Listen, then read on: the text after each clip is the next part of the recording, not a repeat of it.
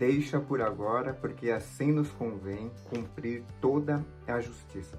Essas são as palavras de Jesus dirigidas a João Batista.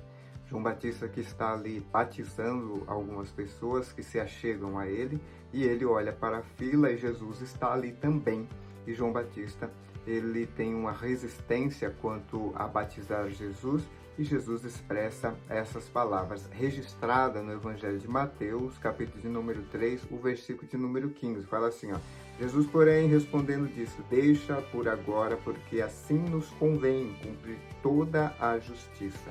E assim, João Batista, ele cede aquele momento e entende que Jesus, né, estava ali consciente daquilo que estava fazendo, já que o batismo de João Batista, ele era para arrependimento de pecados, e Jesus não tinha nenhum pecado.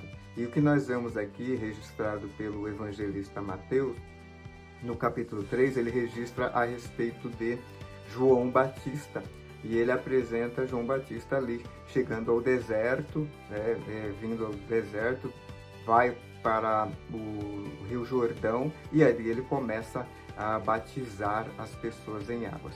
E esse era a chamada de João Batista, e o batismo que ele fazia, ela tinha esse propósito, trazer as pessoas ao arrependimento. Então, aqueles que se reconheciam que eram pecadores, iam até ele e eram batizados. O batismo ali, então, representava ali uma apresentação pública do reconhecimento dos seus pecados. E João Batista, ele tem um discurso pesado, ele tem um discurso não muito fácil de aceitar.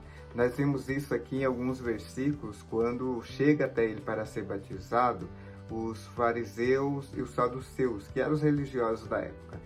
Dá uma olhada no texto aqui, a partir do versículo de número 6, vai falar a questão do batismo. Fala assim, ó: e era por ele batizado no Rio Jordão, confessando os seus pecados. Então, todos aqueles que eram batizados confessavam seus pecados e eram batizados. E o versículo 7 vai falar dessas duas classes de religiosos da época. O versículo 7 fala assim: aí vendo ele muitos dos fariseus e dos saduceus que vinham ao seu batismo, dizia-lhe: raça de víbora, quem vos ensinou a fugir da ira futura? Então João Batista, ele tinha essa pregação um pouco veemente, uma pregação que nos parece, a princípio aqui, não muito agradável de se ouvir, mas ele tinha um compromisso com a palavra de Deus, ele tinha compromisso com aquilo que Deus queria transmitir, e ele era firme nas suas palavras, a ponto aí de chamar os religiosos da época de raça de víbora. E aí ele continua falando no versículo 7, fala: produzir, pois, frutos dignos de arrependimento. Então, o que ele está falando aqui, né, nesse contexto, que era para os religiosos, e não somente eles, aqueles que estavam ouvindo, produzir frutos de arrependimento, e que fosse visível. Jesus já trata isso mais à frente, registrada também por Mateus, a partir do capítulo 5, concernente aquele período em que tem o Sermão do Monte, a questão dos frutos e da árvore, que não era para as pessoas olharem apenas para a árvore, que talvez parece frondosa, parece muito bonita, mas os frutos, ela contradiz aquilo que aparentemente transparecem. E então era esse o ensino que Jesus trazia a respeito disso: olhai para o fruto e não somente para a árvore. Que possa ser que sejamos enganados aí por árvores frondosas, e na realidade, se nós olharmos o fruto, não condiz com aquilo que aparenta. E é isso que ele fala ali para os religiosos, aqueles que estavam ouvindo: produzir fruto de justiça.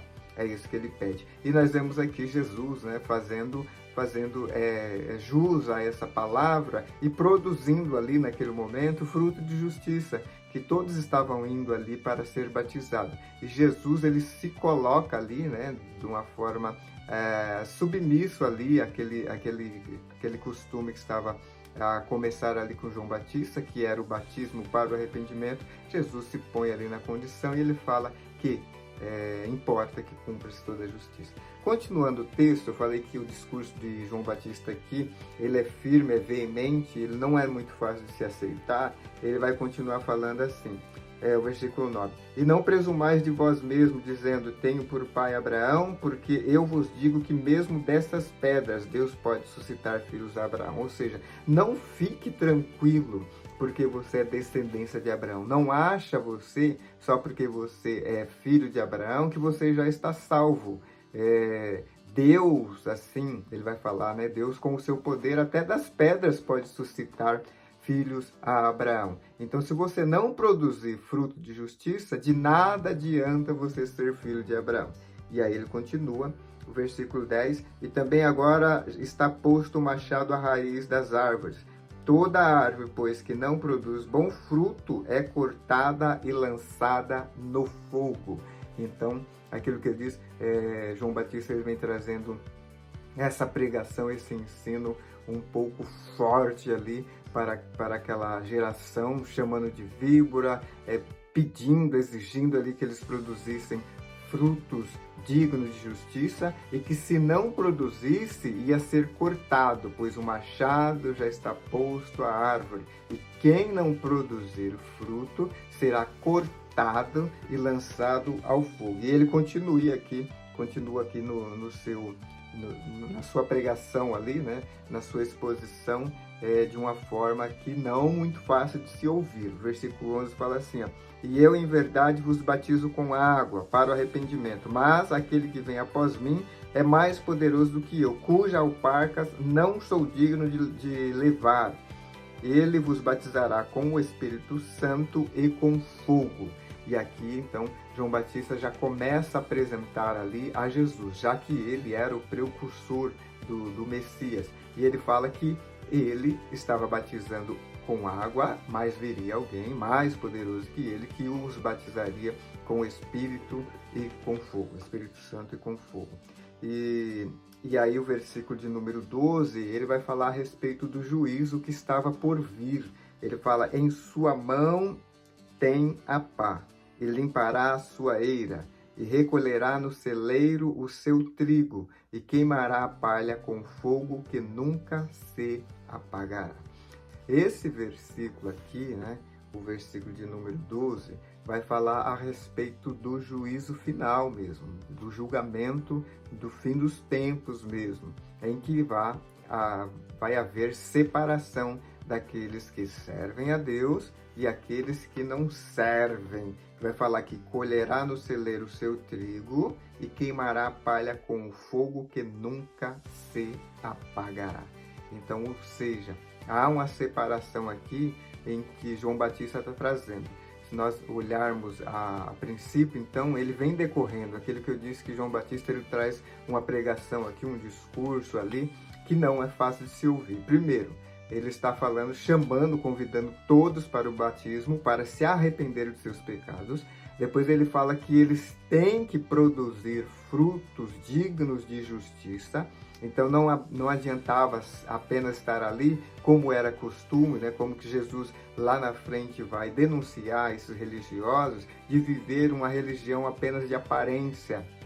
Então ele chama a atenção para produzir frutos dignos de arrependimentos e produzir frutos de justiça, que a vida deles, ou seja, as ações deles a partir desse momento, deveria mostrar que realmente eles estavam convertidos e haviam se arrependido dos seus pecados. Através do quê? Através dos frutos, assim como eu disse, que Jesus lá na frente, a partir do capítulo número 5, que começa ali o Sermão do Monte, vai falar para nós nos atentarmos a isso, aos frutos a quem nós estamos talvez olhando e estamos às vezes esperando algo, mas Jesus fala para nós não olharmos apenas para a beleza das folhas, para aquela árvore frondosa, mas para nós olharmos para os frutos, porque os frutos, ele diz se a árvore é boa ou se a árvore é má.